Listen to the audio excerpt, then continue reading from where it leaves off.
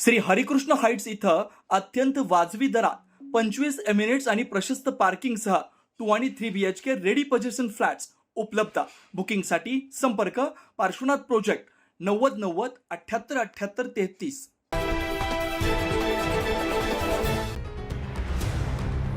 सध्या राज्यासह देशभरात नीट पेपरफुटी प्रकरण चांगला चर्चेचा विषय बनत चाललाय.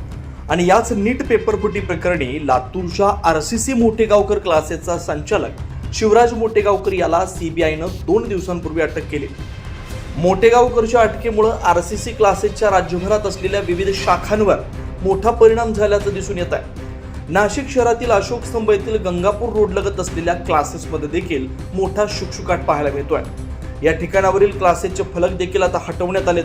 याबाबत अधिक आढावा घेतलाय आमचे प्रतिनिधी साहेल बेलसर यांनी. पाहूयात. नीट पेपर फुटी प्रकरणामध्ये गेल्या 2 दिवसापूर्वी CBIने मोठेगावकर यांना अटक केली होती.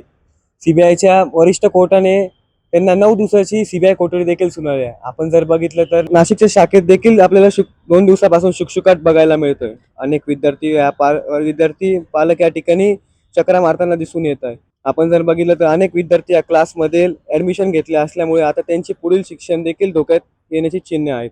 एकंदरीत नाशिकच्या गंगापूर रोड परिसरात असलेल्या या शाखेत विद्यार्थी ऍडमिशन घेण्यासाठी गेले असता त्यांना सांगण्यात आले होते की 180च्या 180 प्रश्न हे नीटमध्ये विचारले जातात, अशी हमी त्यांनी त्यांच्या वतीने देण्यात आली होती. आपण जर बघितलं तर या ठिकाणी लावण्यात आलेले फलक देखील आता इथून हटवण्यात आलेले आहे. तसेच या प्रकरणामध्ये CBI आता कोणकोणत्या नाशिकच्या क्लासमध्ये चौकशी करते हे बघणं देखील महत्त्वाचं ठरणार आहे. कॅमेरामॅन योगेश समी, साहिल बेलसरे, 9 न्यूज महाराष्ट्र, नाशिक.